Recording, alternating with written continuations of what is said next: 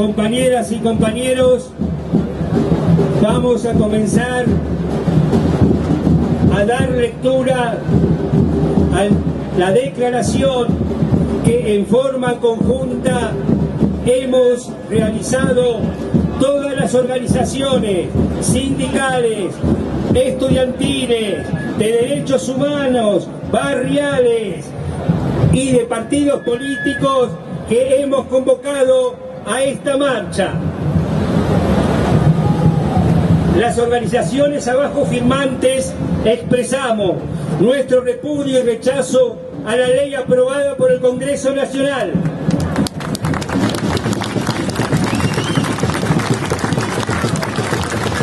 Que fue enviada a por la presidenta Cristina Fernández de Kirchner, que consiste en una nueva ley antiterrorista que amplía groseramente el campo de criminalización de la protesta llevada adelante por la ley 26.268, sancionada en el año 2007 y que tipificaba los delitos de asociación ilícita terrorista y financiación del terrorismo. Cabe recordar que en el año 2007 se sancionó la ley 26.268 incorporando al Código Penal los artículos 203 ter y quater. El primero de ellos tipificaba como delito la asociación ilícita terrorista y el segundo sancionaba el financiamiento del terrorismo. En este sentido, no es menor que hasta hoy no se ha podido definir jurídicamente qué se entiende por terrorismo. Y esto no es casual, si tenemos en cuenta que siempre se ha utilizado este calificativo para demonizar al opositor político, para justificar su persecución y su eliminación. Además, actualmente existen claros intereses políticos por parte del imperialismo norteamericano y sus socios en utilizar el calificativo de terrorista para perseguir a quienes se oponen de diferentes formas y en diferentes lugares a su política. Aplicando estas leyes, en Chile los mapuches y en Perú los docentes son procesados y encarcelados como terroristas. En Irak y Afganistán los terroristas son los que resisten la invasión de los Estados Unidos y sus socios.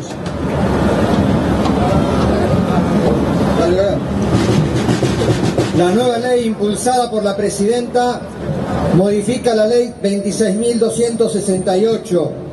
pero al mismo tiempo establece una legislación antiterrorista cuyos alcances son mucho mayores y que permite la aplicación lisa y llana de penas altísimas a cualquier tipo de organización o individuos que cuestione y se oponga a las políticas estatales de gobiernos extranjeros o de organismos internacionales, abriendo la puerta de una potestad represiva del Estado mucho mayor que la conocida hasta ahora desde el año 1983. Específicamente incorpora al Código Penal el artículo 41 quinquies que establece lo siguiente: cuando alguno de los delitos previstos en ese código hubiere sido cometido con la finalidad de aterrorizar a la población, la escala penal se incrementará en el doble del mínimo y del máximo. Si la finalidad fuese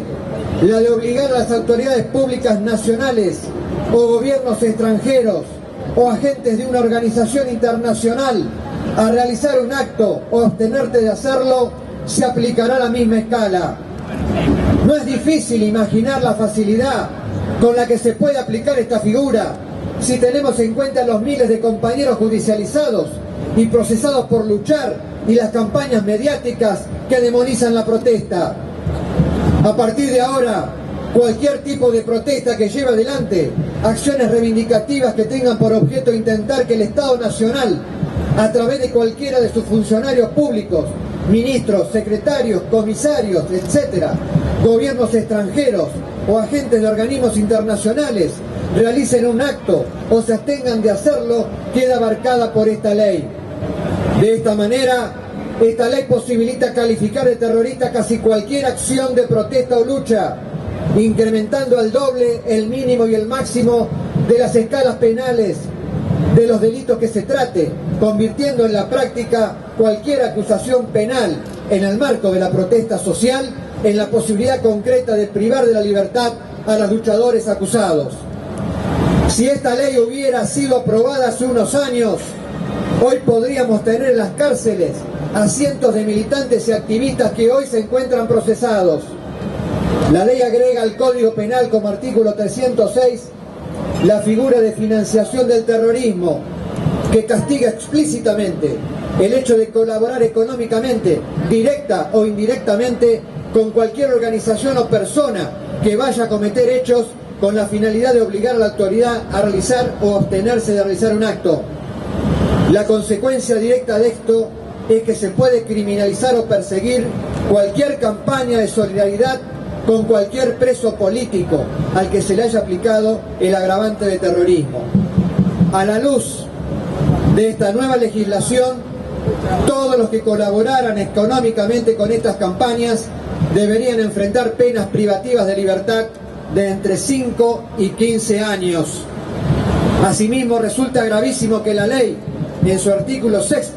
autoriza a la Unidad de Información Financiera, que depende del Poder Ejecutivo, a que mediante una simple disposición administrativa proceda al congelamiento de activos vinculados a las acciones delictivas previstas.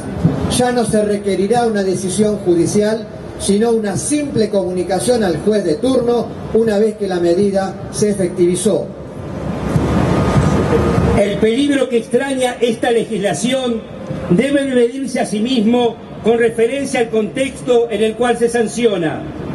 En los últimos 8 años, la criminalización de la protesta social se ha profundizado al punto tal que no existe lucha obrera, estudiantil, ambiental, social o política que no tenga como consecuencia la apertura de una causa penal contra los militantes más visible de cada momento.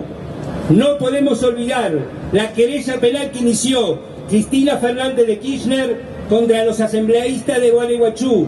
a quienes acusó por el delito de sedición, atentado contra el orden democrático, más otros 12 delitos que contemplan prisión efectiva.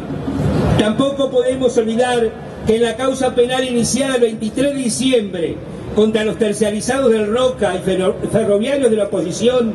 detenidos en su momento y luego liberados, se los acusa no solo por corte de vías, sino también por extorsión al ministro de Transporte Schiavi.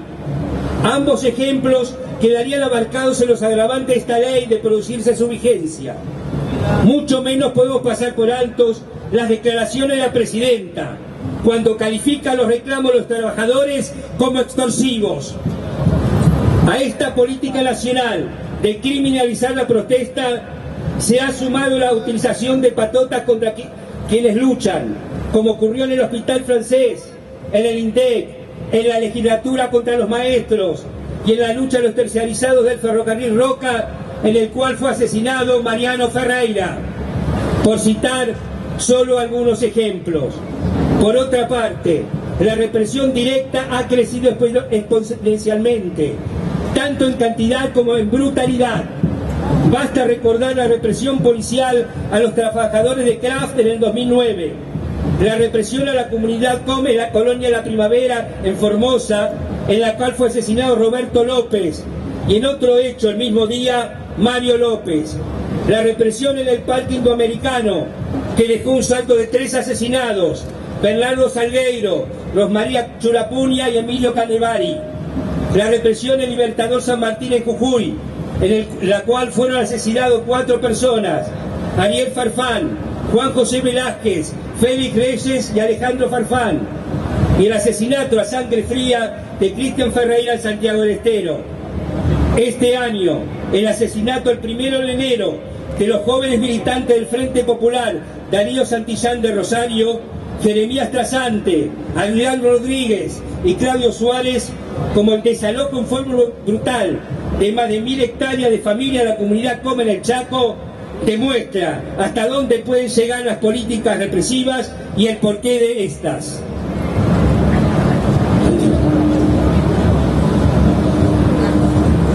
Algunos sectores han argumentado que esta ley motiva su aplicación en los lamentables atentados en la Embajada de Israel y AMIA, pero la impunidad de ambos atentados no se debe a las disposiciones actuales del Código Penal, sino al encubrimiento estatal orquestado desde el mismo momento en que se efectuaron. A un mes y medio de su puesta en vigencia, la ley ya está siendo aplicada. Pueblos de La Rioja, Catamarca y Tucumán se han levantado contra la explotación minera a cielo abierto que contamina y mata. Estas acciones de los pobladores de Famatina, Chilecito, Santa María, Belén, Tinogasta, Andalgalá, en defensa del medio ambiente, de la vida, solo han recibido como única respuesta del gobierno nacional, los gobiernos provinciales y la justicia, la represión, arrestos y detenciones sin orden judicial, patota financiada por las empresas mineras y con permiso de las policías provinciales y de la justicia tanto federal como provincial. Amenazas con la aplicación de la ley antiterrorista forman parte del arsenal de medidas represivas. En este punto es importante señalar que todos somos parte de la lucha contra las mineras que condenan a la muerte a poblaciones enteras.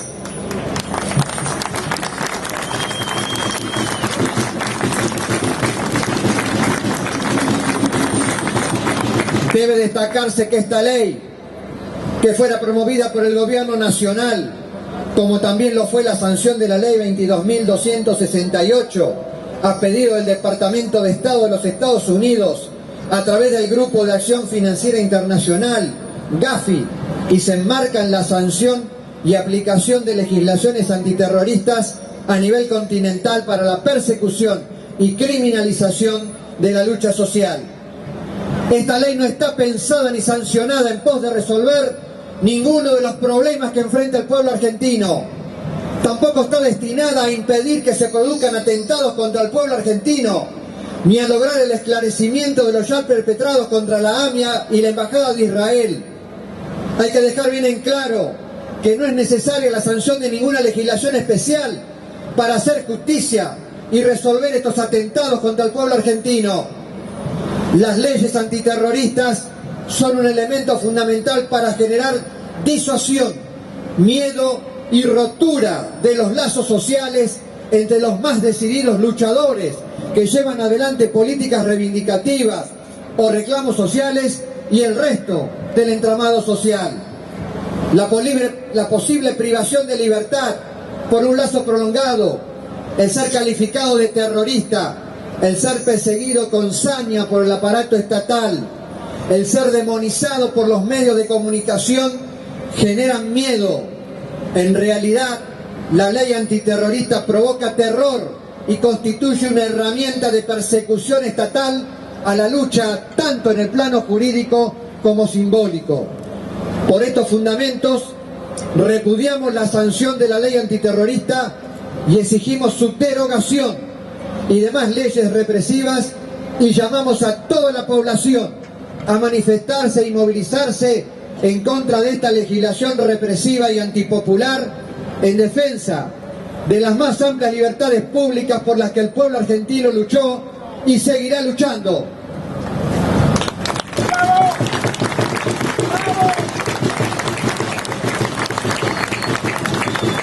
Firman esta declaración la Central de Trabajadores Argentinos, la Asociación de Ex Detenidos Desaparecidos, Liga El Pueblo, Liga Argentina por el Derecho del Hombre, Asamblea Permanente de Derechos Humanos de La Plata, la Federación Universitaria Buenos Aires,